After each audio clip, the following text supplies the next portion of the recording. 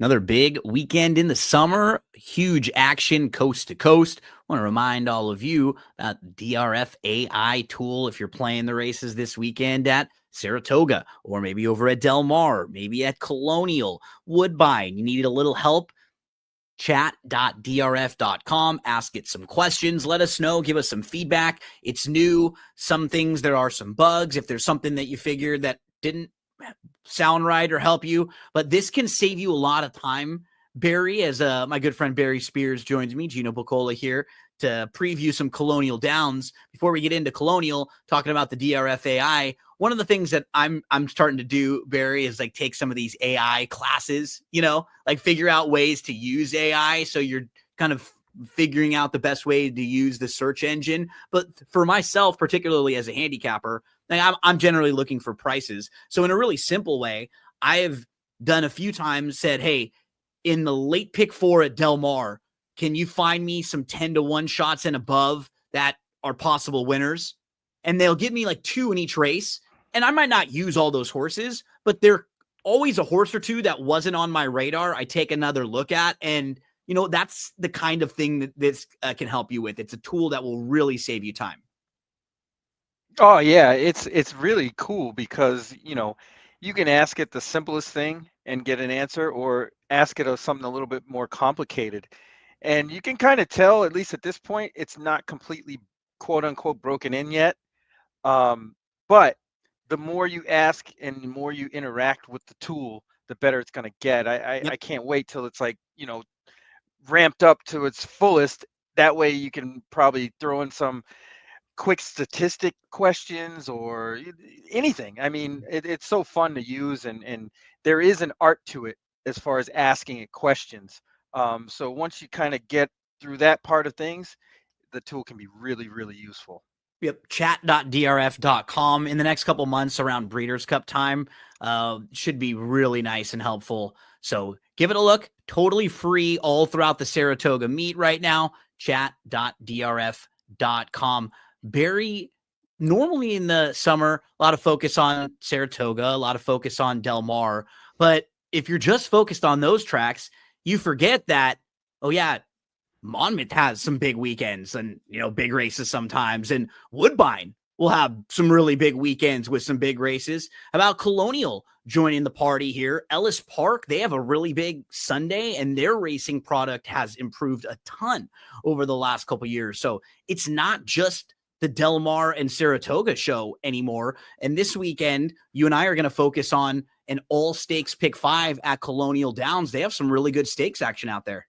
Yeah, a little healthy break from the big 2 over the summer. And these races are really good. You got some really nice horses venturing from Saratoga, coming down to Colonial to get some of that action. But just a nice little sequence we got here. So if you want to follow along with us, we're going to be looking at the Daily Racing Form past performances. Remember, you can purchase these at shop.drf.com, and we are looking at the formulator past performances. What's nice about these is we can look at the old school style. If you're someone who just grew up with the form and you don't really care about clicking on anything, they have that for you. But if you're someone who likes to use the actual desktop version or the mobile version, what's so nice is you can click on a chart, you can click on the race replays, you can click on the name of the trainer, and then there's an entire statistical database that opens up for you over the last 5 years of anything you want, and you can formulate that how you'd like. So this makes things a lot easier, and it saves you a bunch of time if you're handicapping and you're looking at replays, looking at charts, looking at pedigree information and statistics. You kind of forget sometimes that there's like an entire wealth of information here when you go to statistics. A whole other slate of different things. So try to take advantage of all the great information that DRF has for you.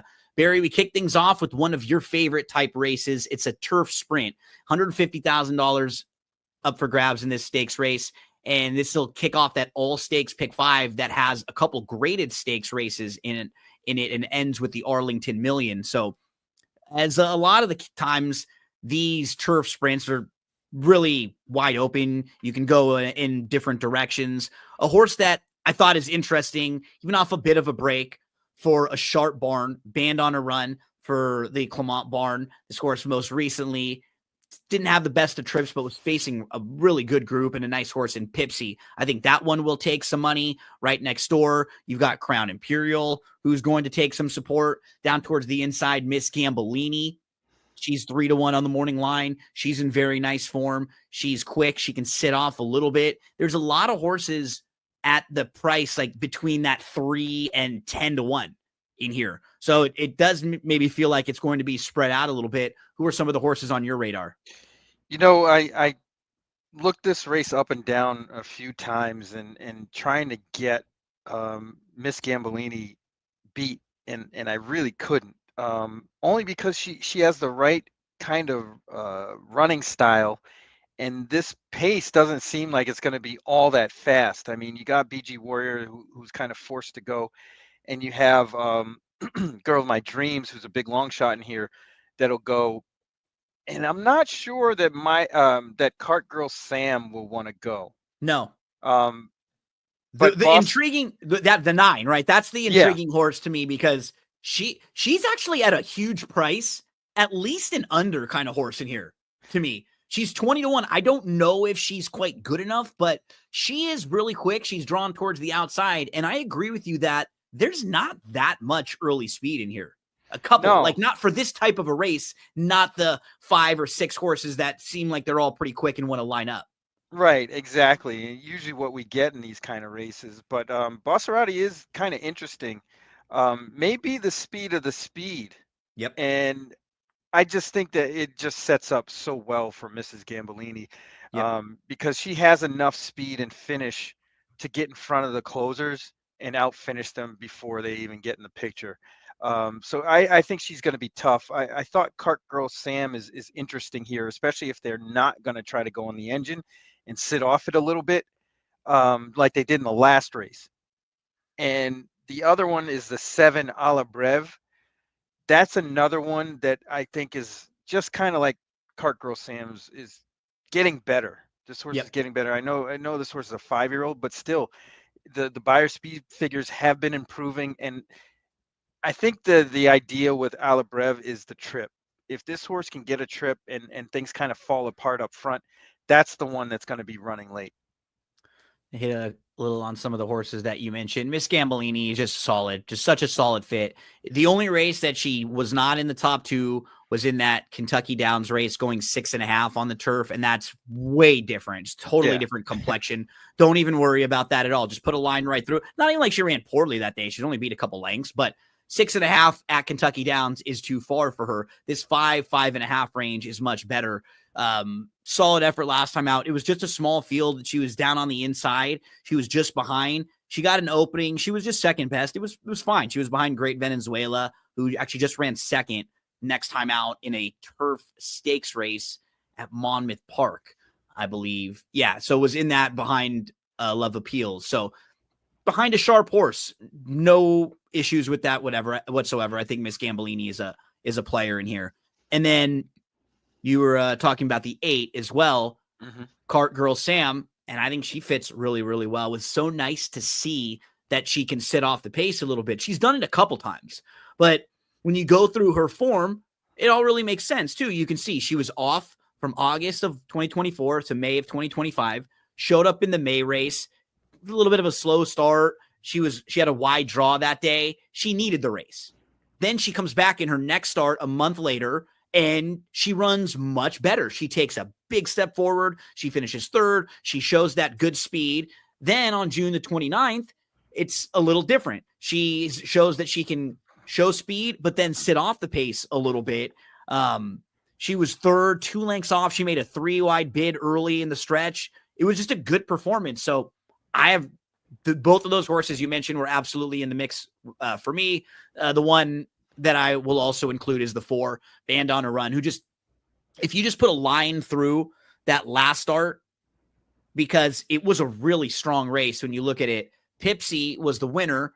She comes out of that race to win the Grade 2 Intercontinental next time out. She's a multiple graded stakes winner. And there was even the last place finisher, Run for the Hills, came out of that race to win next time out. Just a solid group. Girl of My Dreams, who's in this race, was also in there, was a next out winner too. So I think tough race that put this horse to the sidelines for a little while, got her figured out. And I was reading an article on DRF.com talking about how because of one of the issues with this horse couldn't run, was sort of like stuck. You could see has been actually training pretty solidly for a while, like throughout like May and then into June and then straight through July. Not really a whole lot of gaps in the training. They just couldn't really get this horse to run yet. I think she's ready to rock and roll. Anyone else in here to mention? I mean, the 9 is the fun long shot, Bosserati. If you can maybe get her in the I mix. was wondering about that morning line. 20-1 seems There's awfully no way, right? high. Yeah. Because this horse is running good races on the lead, and there's versions of this race where this one just gets away from him. Yeah, she was favored last time. I don't know. That was in a softer spot. 2 starts back in the very one at Pimlico. She wins that race, and that's a decent stakes race in a big field, and she was 7-2 that day. If she feels more like a 6-8-1 shot. Yes. In this race, right? Like a little above what Cart Girl Sam might be, like something in that range. So yeah, I don't know if you're going to get that big of a price on Bosserati, but she's interesting certainly in a race where there's not a ton of need the lead speeds. We got through a lot of the players in here. Anything else you want to mention about this? Yeah, one? I was really kind of curious, with Band on a Run. Yeah, because that race, the last one, was, like you said, very, very strong, and the horse really didn't show up. And Opponent's Hope, who's beaten this horse a couple of times, I don't know if that horse would have been, like even money in this spot or anything like that. It's really hard to tell class-wise where Band on the Run fits with everybody else. Type of horse who I don't want to take like less than 7-2, and this is the type of horse who could get bet. Yes. So just be wary because the connections you could see in a race where kind of looking for someone. Her best races are very good, but still don't want to take too short of a price in a race that seems to be competitive. You can go in different directions. I'll say this with horses in these kind of races and these turf sprints, it's really hard to analyze when horses run their best speed figures and lose. Yes. It's very difficult because that race, like that Gulfstream Park Captiva Island race for Band stands out a little bit, right? Looks pretty good, but is it as fast as what you're seeing on paper? That's where I have the question marks, and you're right.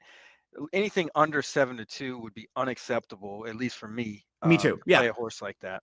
Yeah, I like her. I think she fits with the group, but I'd look for other horses if she got bet like that. A few of the others that if she got bet like that, then that probably takes some money away from Miss Gambolini. That probably takes money away from Cart Girl Sam, Bosserati, some of the horses that we had mentioned. So yeah, there's other directions to go if this one gets over bet in any way. It doesn't feel like the type of race where anyone should be too short.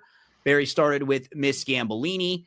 Band on a Run, certainly on the radar at the right price and the right value for me. We both are absolutely using Cart Girl Sam, and Bosserati's in the mix in some spots as a possibility that she might just be quicker from the outside if everyone takes back a little bit. Barry also threw one down on Olabrev a little if you're going to spread out, maybe use a few extra in the pick 5 to start. Competitive race. I mean, even horses like the 3 and the 5, we didn't mention them a whole lot. Neither one of them would really shock. No, just not at all. Situation where you like others more, and we're just talking a little bit more about the ones that we like. Hollywood Walk, 3rd start off the bench.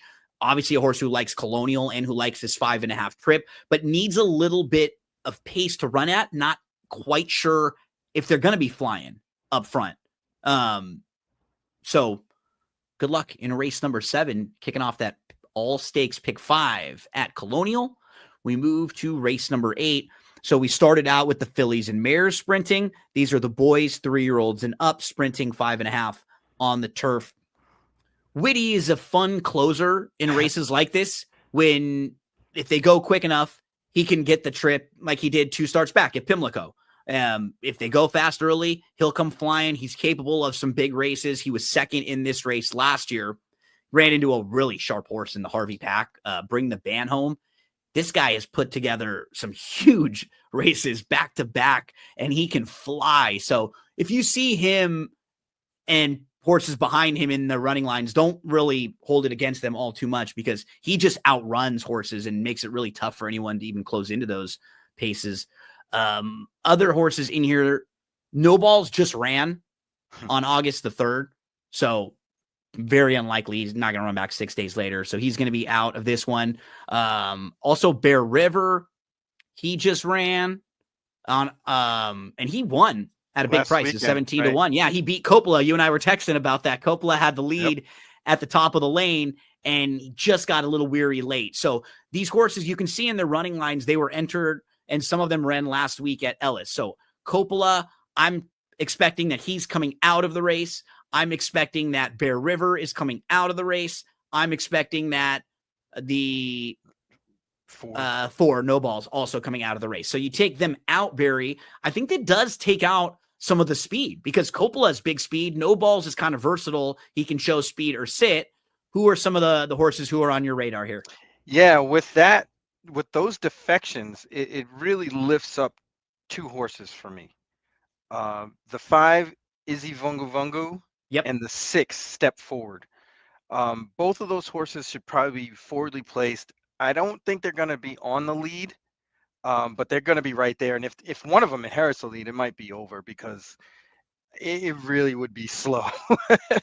I really, going up has some speed, but I don't even know if that horse can compete with these.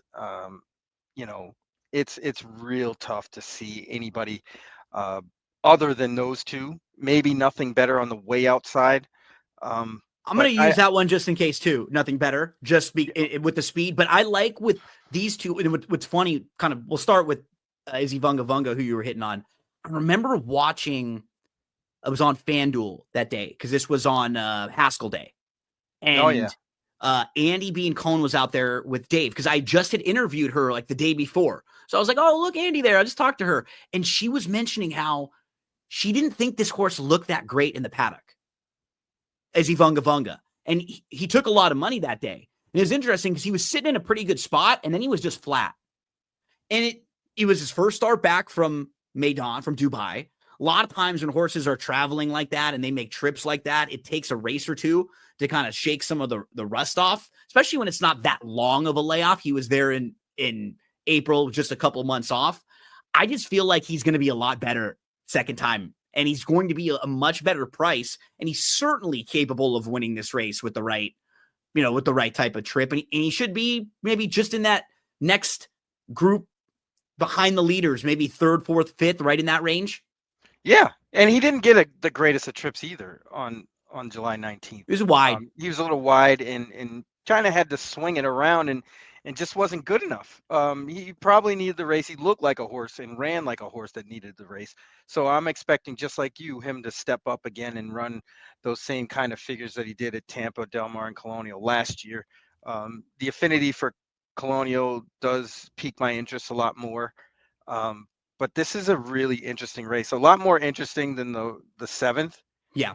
Because of the field size. There's more horses here. You're going to get a little bit more of a scramble up front. More variables. Although there's not as, there's still not that much speed. A horse like Horsepower definitely interests me from the way outside, because there's a possibility this horse could get a sweet trip, just kind of looking at everybody inside and clocking that speed, getting first run and winning this race. Has the chops to do it. I like the comeback on July 4th. Should spring forward off of that. Castellano's aboard, who rides these races actually a lot better than he used to. And I think owners and trainers are noticing that and getting him on those kind of horses, because he was riding the horse you just mentioned that won wire to wire at Saratoga. Bring the Band Home. Yes, Bring the Band Home. He's solidified that mount, so he probably has a really good gauge on what these other horses are capable of. This horse, I like this horse. I haven't picked second, and a couple things that are very interesting about him. You look back, one, I mean, he outfinishes Izzy Vunga Vunga. back in February in a good race in the Turf Dash at Tampa.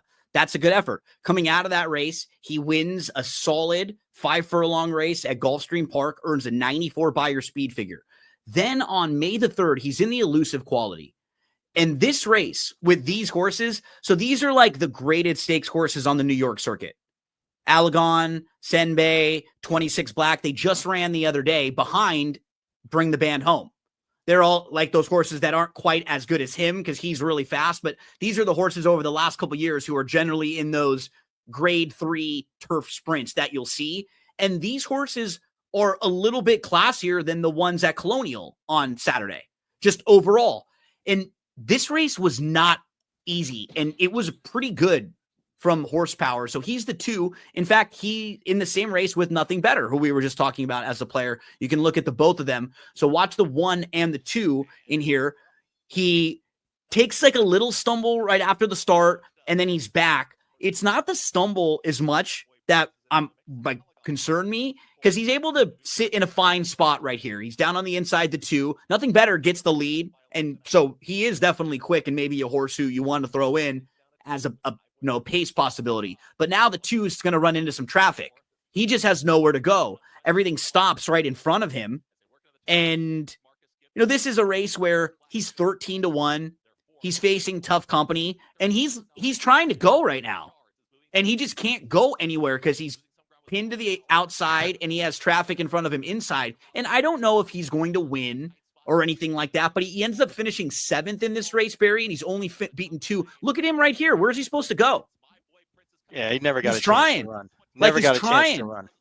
And then at this point, he's a little bit flat because now he can't really. Well, everybody's got full momentum, and lengths on him, starting, right? And positioning, and there's just not a whole lot of passing in the race to begin with, but he's still behind that whole wall trying. He really never got a shot at all in that race. And if you were maybe a little concerned because he's drawn way to the outside, there are going to be a couple scratches. So he won't be that far. He's at the very most at the 10 hole in here with the 3 horses coming out. You just can't see a whole lot of bad races from him. Turf, synthetic, very good, legitimate excuse for that one. I like this horse in here. He can sit a little bit. He has speed, so they'll probably get him forward from the outside so he's not too wide. And he's run at Colonial.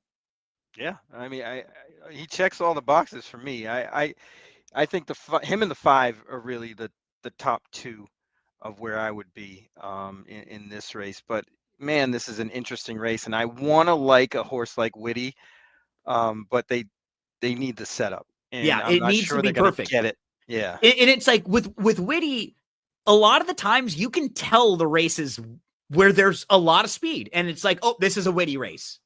and those races he gets bet down because then he'll be like 6 or 8 to 1 on the morning line, but everyone can see, oh, this might be a Whitty race, and you can see them when they go flying. Sometimes he comes running really, really well. A big long shot that's also kind of fun. Look at Petkoff, the 2, and look at his last 2 turf sprints. He loses to Think Big in both of them. In the Shakertown, he's in Too Tough. He's 60-1, and then he hops at the start, so he's just done, right? In that kind of a race, he needs everything to go perfect for him. But if you look at the races before he runs into Think Big, he's winning 2 turf sprints. Like if you're just playing him off those 2 races, he's probably a contender in here, right? And he's showing good speed in those races too, when he's earning 90 Beyer speed figures. Then all of a sudden, he finishes 3rd. Not even a bad effort behind Think Big, who is a multiple graded stakes winner. And then he has a race taken off the turf. He actually wins that race. Then he steps up and faces tougher. Remember, that was early in the Keeneland meet when the turf was funky because there was all that rain and they moved a couple of days. So I'm totally fine giving horses a complete pass that didn't run on the grass that day. He's going to be in one or 2 of my pick 4s and pick 5s at a big price. Yeah, I mean, the only thing with him is he has a tendency not to break well And and that's that's what concerning. I would use him in a lot of unders at verticals. least. Yeah, Yeah. a lot of verticals. Supers, tries, things like that. Because he's definitely a runner. It's Yeah. just it's hard, I think, for a horse like this to commit to a certain sort of running style. Yeah. Because if he And goes, it's like you don't want to go and put him all in it too early against the better horses. You kind of have to wait. It's just got to break perfectly for a horse like this, right? At a yeah, big price. Like maybe one horse from the outside doesn't go and he's out of the gate quickly, and then all of a sudden Curtis looks over and he's drawn inside and he takes the lead. That's how a horse like this wins. But at least make sure you're getting rewarded for him, and you might be right. He's probably going to be a really big price in here.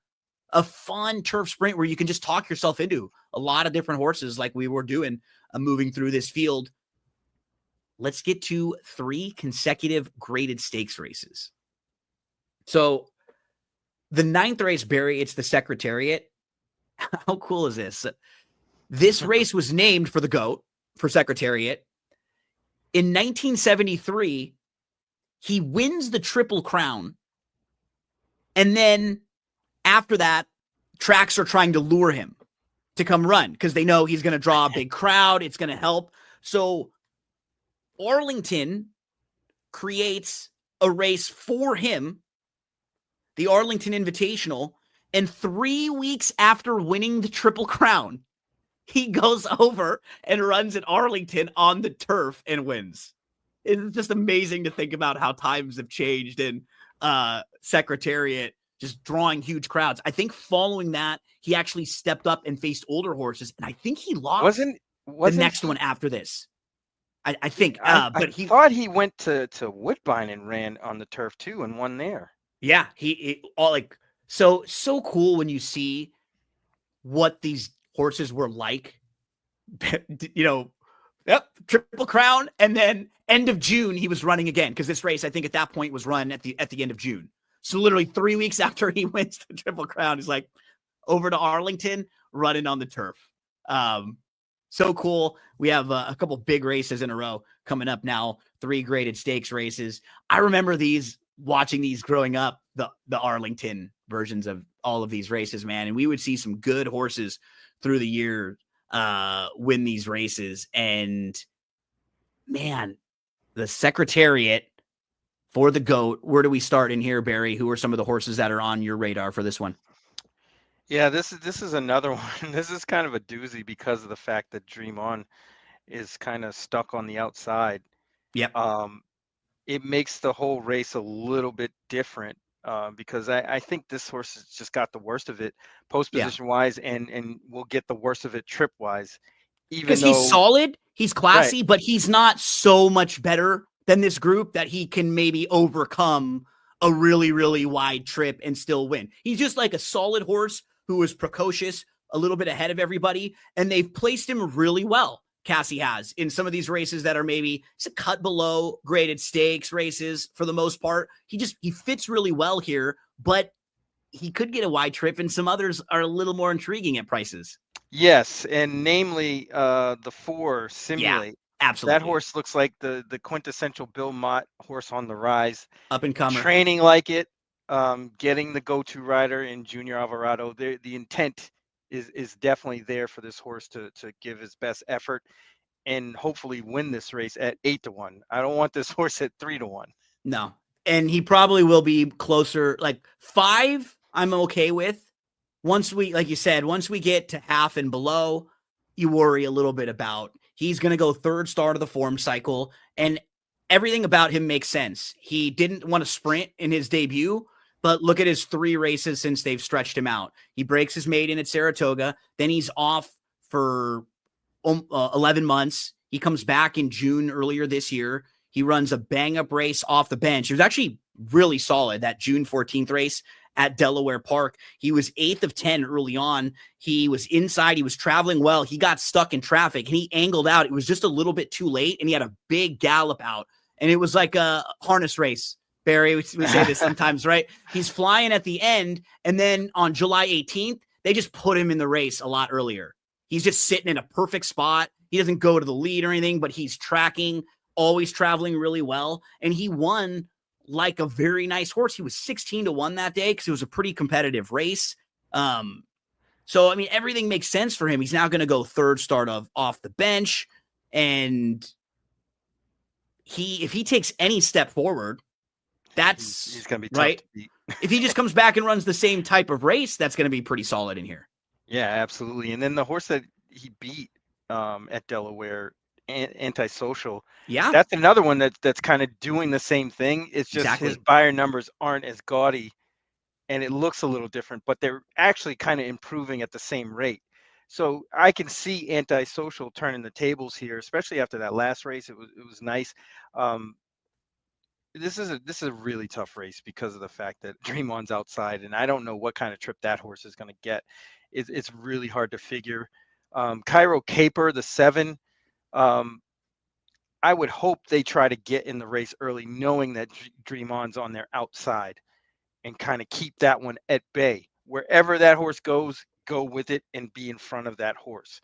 So they're the 6 and the 8 as you're talking in this race. They were both in the Penma mile last time out, and Dream On was the 8, Cairo Caper was the 6. And in this race, when you get to the top of the lane, you actually see it was a tale of 2 trips because Cairo Caper tries to go early and he's wide. And then watch, Dream On is saving ground at the back of the pack and he gets to move inside and doesn't have to go as wide.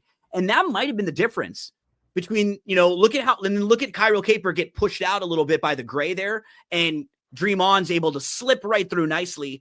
And so, maybe the trips are reversed a little bit here with Dream On to the outside. Does he get parked? He was able to navigate it in a smaller field there last time.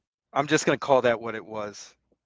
The Javier Castellano outrode the guy on the 7 or the 6. That's pure and simple what that was. Yeah. He just took him to school. He knew exactly where he wanted to go the whole time and went that path, didn't get stopped. And that was the key. Is if Dream On gets even hesitated a little bit in that spot, that horse loses.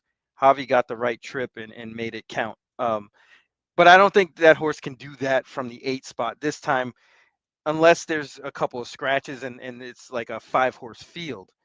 Then, kind of all bets are off, and Javi can kind of pick and choose where he wants to be. Barring that, I still think Simulate is probably still the horse to beat. Yeah, I like him a lot. And I like the 5 who you mentioned because what's tricky, there's not that much early speed in here.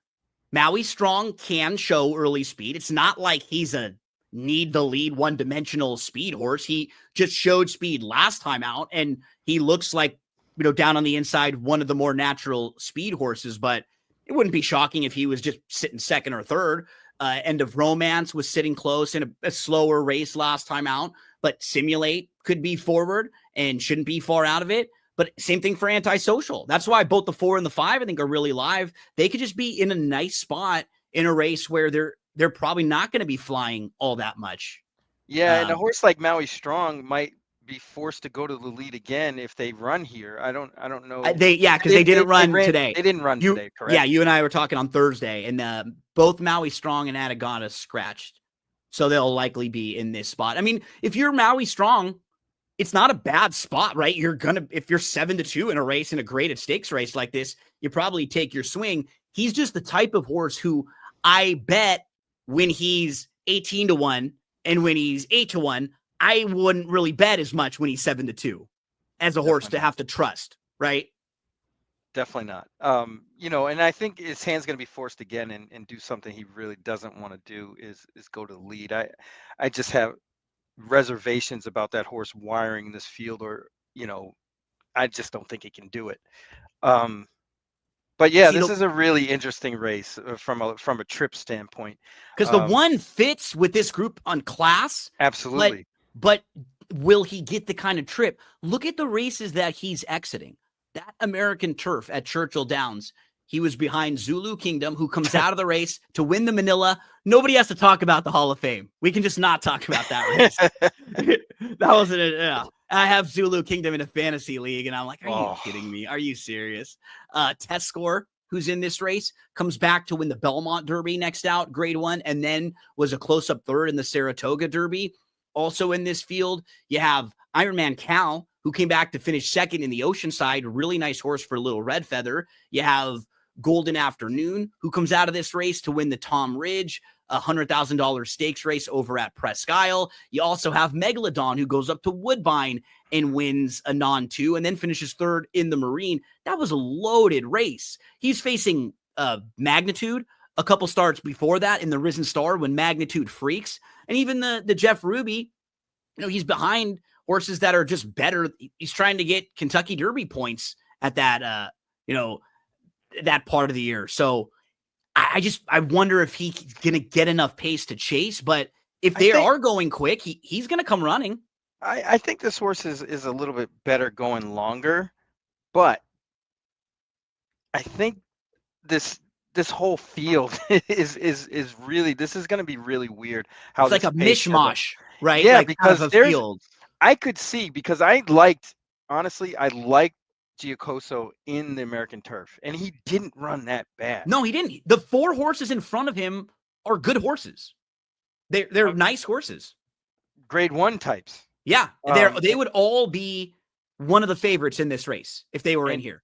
Yeah, and he's keeping really good company. But the problem is, a horse like Giacoso is somebody that I would play at 12 to 1 and up, not 6 to 1 and lower.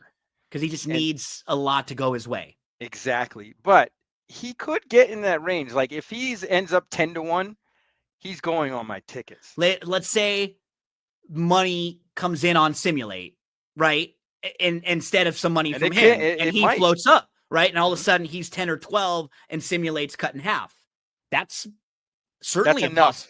Right? That's enough for me to go after Giacoso in that race, because this horse doesn't really need a particular trip, because he can get close. He's shown he can sit closer earlier on in his career, and maybe the rider is the key. He's very heady, and he can get good trips, especially at Colonial.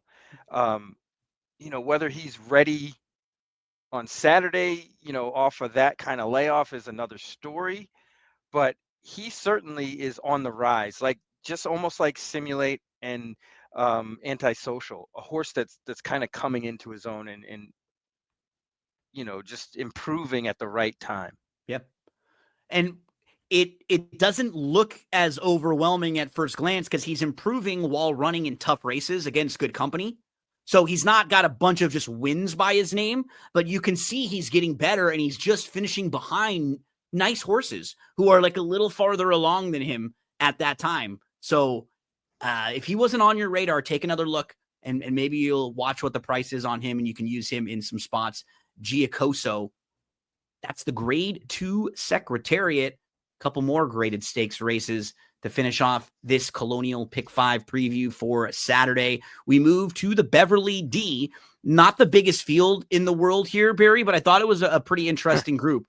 You have had some great success with Be Your Best. She will run here, they've said, and she's a grade 1 winner, and she's super classy. There's 6 horses in this field, and it looks like you've got Be Your Best. She's quick. She can sit, though. She can sit off a length or two if she needs. You have Beach Bomb, who similarly, she can go to the lead. She can sit off a little bit. You'll notice before, when she came right into the U.S., she wasn't showing as much positional speed. So she can come from off of it, but she's been a lot better when they put her in the races early on. So I'm expecting them to probably want to be close with her too. And then Charlene's Dreamberry, she really wants to go. I think of the 3 speed horses, she might be the most one-dimensional at this trip, going long, really, really needing the lead. Because I don't know if she can sit off the pace and pass some of these other horses. And I think she was really aided at Pimlico by a speed-favoring turf course back in May. I don't really know how good she is, but we do have 3 horses who could all be showing some speed right next to each other in a small field. Then you have 2 really deep closers in the 1 Chick Shadow, in the 6 Duvet Day, and Spanish Eyes, a horse who wants to kind of sit behind the speeds and maybe make the first run. So who are you looking at in here? Yeah, if you go back, if anybody wants to go and check it out or listen to us when we did the show, when we covered the Gamely, And it is almost an identical situation where Be Your Best, if that horse gets the lead, fine. If that horse has to 6 second, even better. And I think we have that situation again, because Charlene's Dream will probably have to go to the front. I think She so too. might not even be as fast as Be Your Best. Be Your Yeah, Best might be quicker out of the she gate, might. and then it might be lights out. Yeah. Um, I but think what you said though, it's more of a need for her. Like I think for them, yes, it might be like we were just talking about Javi too. He does a really good job of just getting horses out to the front, even if he has to go a little bit faster, try to like slow them down. I wouldn't necessarily say that would be one of the best for of Bejarano's traits. So maybe you get a really good speed rider like this. I don't think as much of her as I do of either of the other two yeah, speed horses. especially going this long. And particularly Be Your Best, but like Beach Bomb has really kind of stepped her game up over the last 4 races too. Yeah, but I don't think she really wants the lead. I think she'd rather have the Sit. target and try to run horses down. I mean, the the very one that she was in March, on March 1st, look at who finished behind her. Immensitude, who finished second today at Saratoga, coming way off the pace. Same thing with the other horse, La Mejana, who won Comes big, from way out of it. come from Yeah. way out of it. So you can see the setups were there for that horse to do exactly what she did. Um, this isn't the situation here. I think Be Your Best has way, way, way much more speed, and will probably show it. I wouldn't be surprised if she does get the lead despite all the efforts from Charlene's Dream. But there's also that situation where the instructions are to sit, and Tyler's going to have his way with this race. It's really hard for me to see anyone other than Be Your Best winning this one. So when I'm going through the field, it's kind of I do the process of elimination sometimes of, especially in a smaller field, it's a little easier to do. The one just feels a bit outclassed in this race. She's an 8-year-old mare. She's never really faced this tough of company, and she's never gone this far either. She like a lot of her races have been shorter. And she's a deep closer, so she's not quite as fast. So she has a few things up against her. So I had a tough time trying to build a case for her. Be Your Best is obvious. We've talked about her. She's a top contender. Beach Bomb, she's a major player. If she's going to sit, go to the lead. Her last couple races were good. The one against She Feels Pretty was very good. And She Feels Pretty probably didn't love that yielding turf course that day, but Beach Bomb made her work really hard all the way. And that's now 4 races in a row that she's run very, very well. I think she's a top player. I'm not quite as high on Charlene's Dream. We kind of talked out the trip that she might get. Duvet Day is a really deep closer. I've never been that big a fan of hers. She's only won for the last couple years. She did win the Cardinal nicely, and came from off the pace that day, but it was funny. She was actually like 3-1 on the morning line in the Cardinal the day she won on November 28th. And everybody was cold on her because she went off at 10-1 and ended up winning that race. You just don't see that very often when a horse with Pratt is 3-1 on the morning line and nobody plays them. But she just really didn't look great going into that race. Her overall form is fine. I have to use the 5 in here. Just Yeah, from that's the only logical. right Order. along with the 2 who I think, and the 3 are players. For me, it's probably like 5 and 2. I feel like this is a great spot if that maybe like pace battle or jockeying for position, or maybe Be Your Best just has to work a little bit harder, sitting, moving early, maybe Beach Bomb moves with her. And if Spanish Eyes can sit 4th behind those 3 speeds, get the jump on the 2 deep closers, her form makes a lot of sense. She's still a lightly raced 4-year-old filly. She's going to make her 3rd start off of a long, long layoff. If you eliminate the race in Germany before her long layoff, the races prior to that were not bad. Good. She was group 1 placed. She was facing legitimate big fields. She was 2nd in the German Oaks in a field of 15. And then her Facing races the boys twice. a couple times. And those are the races that she wasn't quite as competitive when she faced the boys. She beat the boys in her debut and then came back a couple times against them and was just a little bit overmatched. Time off, comes to the US. She runs on May the 17th at Churchill Downs. And that first start coming from Churchill Downs, it was a solid 4th place finish. She was down on the inside. She was close up. She was a couple lengths off. She had nowhere to go. She kind of pushed through this really tight spot, but she lost all momentum. She was a little bit unlucky there. And then most recently, she was trying hard all the way. She made a 3-wide move up the challenge. She was just in a good spot. She loses to a horse named Marksman Queen, and Marksman Queen was just cruising on the front end. If this race shapes up for somebody off the pace, I think it's her. Yeah, no, the way my notes on Spanish Eyes next time. Yeah, That's what I said. she's I just mean, she keeps or stepping forward, right? I should have said going forward, because I Yeah, think this horse is going to be up against it, pace depending on the scenario pace, wise, right? In a small and field, if they're not battling, but she's in the division now. She kind of like, I think she stamped herself. I want to see a good performance from her. Obviously, I'm hoping she wins, but if she just shows she fits with these horses, there are going to be races there that set up for her well with a little bit right, bigger fields. bigger fields, and I think with a bigger field, she stands a better chance, because it's just really tough to get around a horse like Be Your Best when they have their way. She's good. And She's Safi, awfully again, good. man, he does such a great job finding spots for his horses. She was cross-entered in this race and in another spot on Friday. This race for a grade 2 and for $500,000, she's less than 2-1 on the morning line. They just sent her and Skippy Longstocking out to Santa Anita to win the Gamely and the Gold Cup. He just finds these spots for the horses all over where they're going to be big players.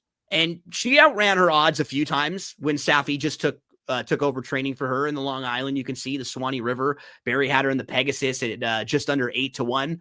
But now he can find races like this for a horse with her speed where she'll always be a player. And she is, again, in here, the horse to beat.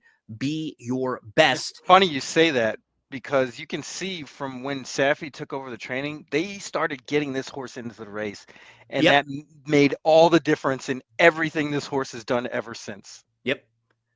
Get her involved. She's always close. She's always sitting right there. The only race she hasn't really run all that well recently, she was outclassed in the Jenny Wiley. That was a pretty tough group. She was a little wide. Everything else she's fired. Another really nice spot for Be Your Best, who Barry's had some great success with. I'm also going to use the 5 Spanish Eyes. I respect Beach Bomb.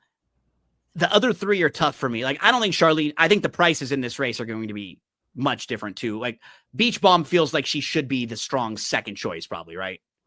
Like, Yes. Be Your Best, Beach Yeah. Bomb, 5-2, Be Your Best, 6-5, something like that. And then I actually think Spanish Eyes will probably even be the third choice. It really wouldn't shock me over 3 or Charlene's 4-1, because she something like looks that. like the playable horse from off the pace. She looks like the logical horse if you're going to go against one of the speed horses, but she does have to take another step forward and show us she's at this level.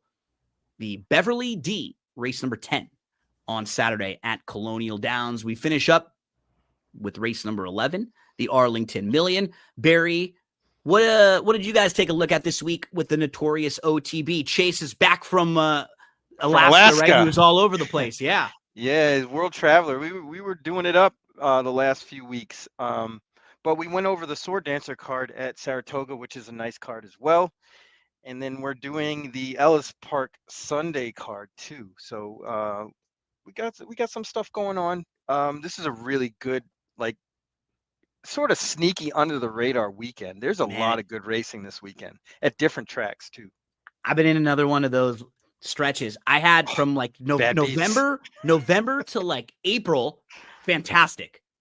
Things were bouncing the way, getting the bobs, lot like the little stuff helping carry to the next big one, and then a couple big ones, a 5,000, a 12,000 in that mix. Probably the 6 range of like the best 6 months I've had in a long time, 10 plus years, like maybe right before I got sick. And following that from like middle of April, man, it has just flipped the other way instantly. I think it's been like 14 or 15 weekends where it's just inventing the different ways to lose, stuff happening. You'll be alive and then horses get scratched that you have on your ticket. It's like, what? And then like the race shapes up different, all sorts of weird things. This week, man, the way the races were out a little early and stuff, I look so hard, just even more than I normally do, like for myself.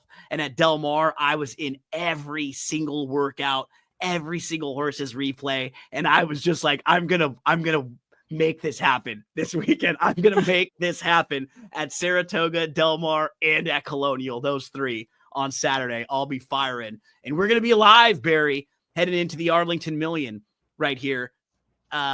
Cool little scene setter for this one. Good friend, Mike Joyce from TVG, now FanDuel TV. His dad, Joe Joyce, was actually the brainchild behind the Arlington Million. He created this race. He was working over in, Chicago and in the horse racing, different places. And he met with NBC and Budweiser. They got the purse up. Budweiser put up half the money for the purse for this to be the first ever $1 million race in the US. And they got the television rights so they could broadcast it on TV. And I thought that was pretty cool, that reading about it, that Mike's dad was a part of putting it all together, having his hand in it. And Mike was telling me a little bit about some of the behind the scenes in the meeting and how that all happened. And I was like, oh, that's pretty cool. And when you go through this race, Barry, it's such a great snapshot of all-time great jockeys and trainers and horses. When you look at Shoemaker, Lafitte Pinkai Jr., Chris McCarron, Pat Day, Gary Stevens, Jerry Bailey, Ramon Dominguez, Irad, all won this race.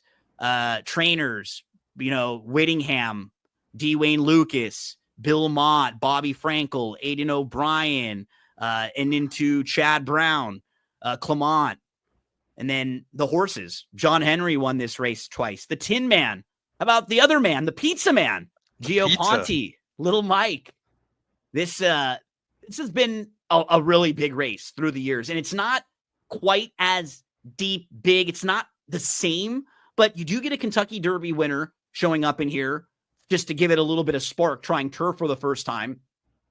And it's another opportunity for our buddy Integration to try to get his deserving grade 1 victory, because he's had a good year, but he's 0 for 4. Doesn't win. Finished third. He's finished second 3 times in grade 1 races. And the other one, he had a brutal trip. So his 4 races this year, really good second, brutal trip with traffic, really good second. And in the Manhattan, the race, because of the rain at that point, they changed the distance of the race and they shortened it up. And that actually might have cost him winning the race, because he just gets beat. Now, the race looks even better with Deterministic continuing to win. He just came back to win the 4-star Dave. He earned a 101 buyer there. Far Bridge, who was behind Integration, came back to win the Bowling Green and earn a 101 buyer. And Corruption, who finished 4th that day, came back to win an allowance race over at Saratoga and earned a 96 buyer speed figure. So he's the horse to beat. He's in really nice form, but at a short price, he does find ways recently to get beat. So I respect the heck out of him. I think he's going to run well in here, but if he's 6-5 or less, he feels like the type of horse you're supposed to try to beat on the win end a little bit. Yeah, especially with the post position, everything else. I mean, he likes Colonial on paper. He looks good. Just the price for him in particular is going to be too short. I've sworn him off. I can't put this horse on top ever anymore. I've had so many times where I thought this horse was going to win, including last year at Colonial, and he just didn't do it. He did win a race at Colonial on a soft course, but he was so much better than all those other horses. It wasn't even funny. But last year's Million, he had every opportunity to win and just couldn't get by Nation's Pride, who was very inconsistent in his own right. But Integration is very, very consistent, hard luck horse. But at a short price, you don't want to play him at a short price. Win. Right. Yeah. We were talking about horses like him a little earlier.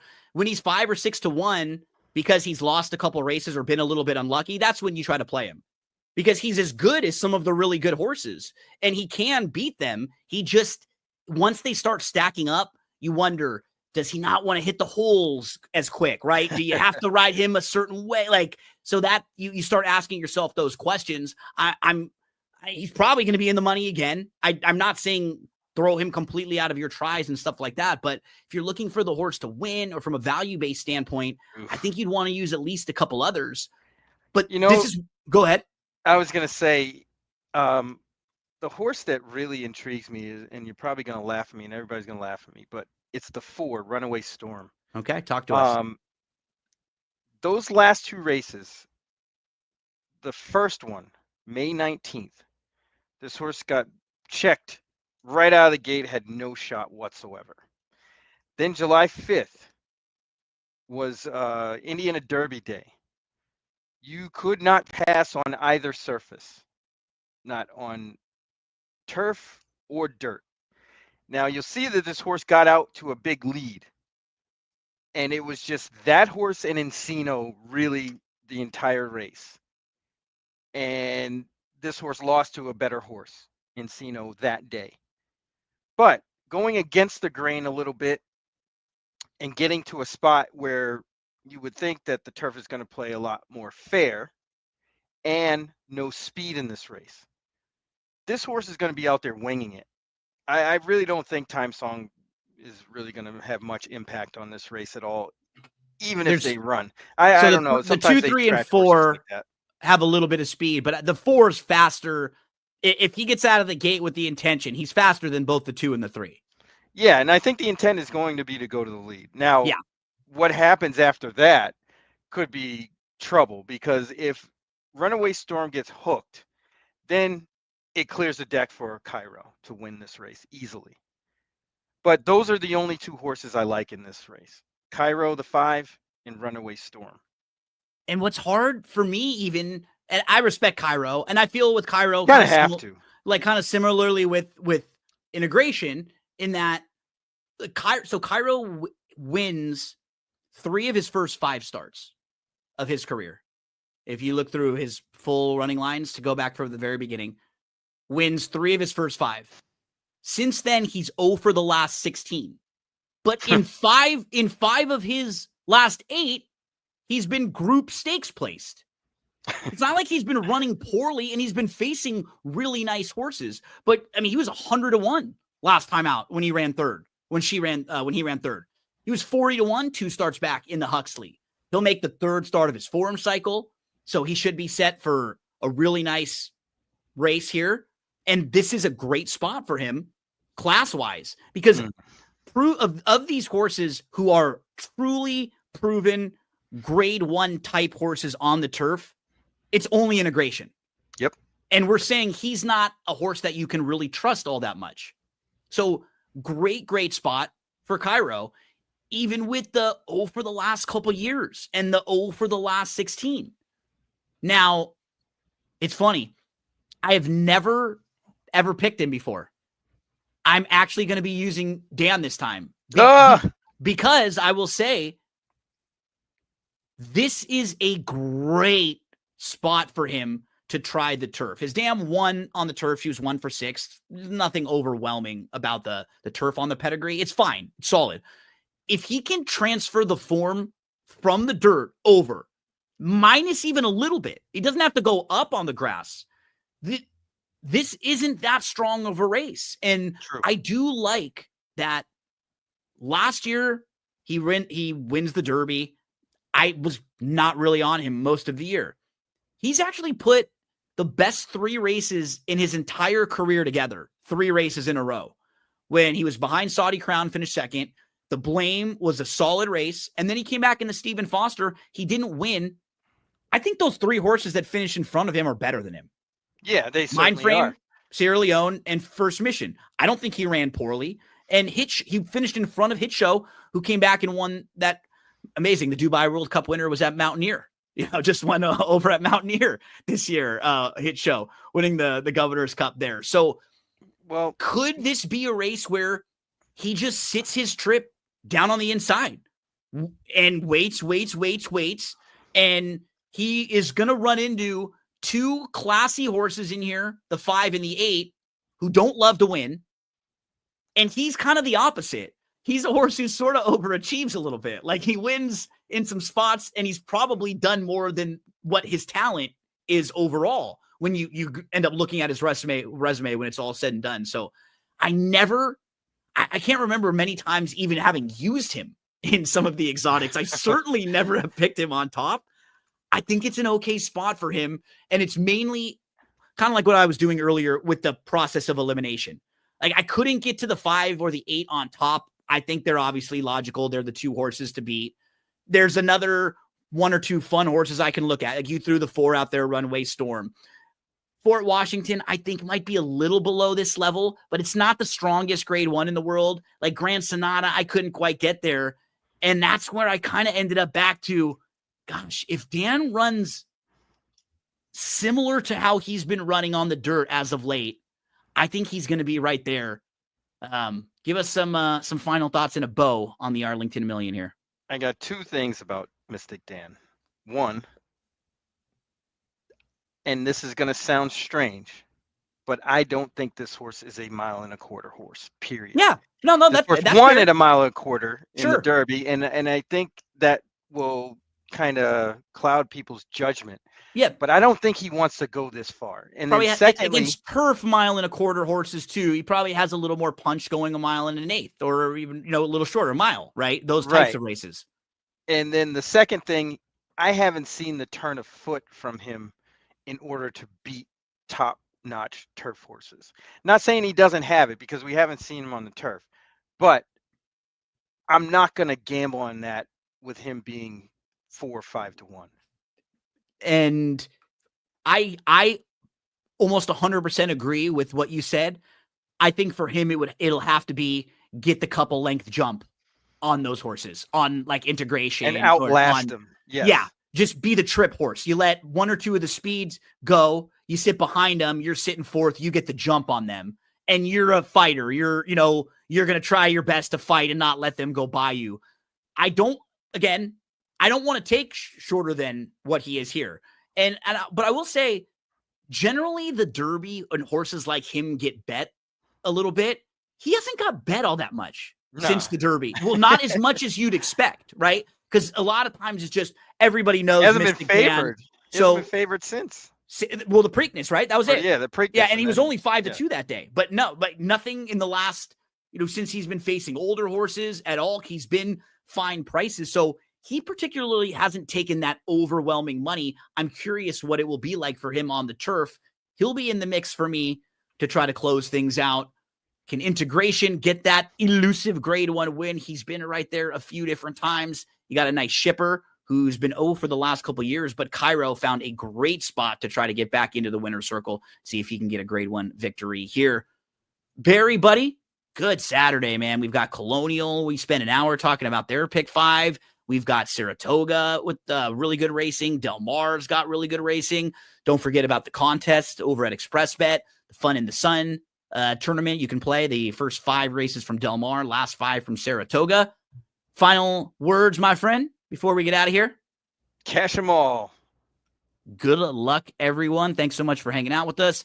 Drop a comment if you're watching this on YouTube or if you're watching on Facebook or on X. Let us know, who do you like in some of these races? Were we on the same horses or were there other horses that we didn't even talk about on your radar? Wish you the best of luck on a big weekend in horse racing.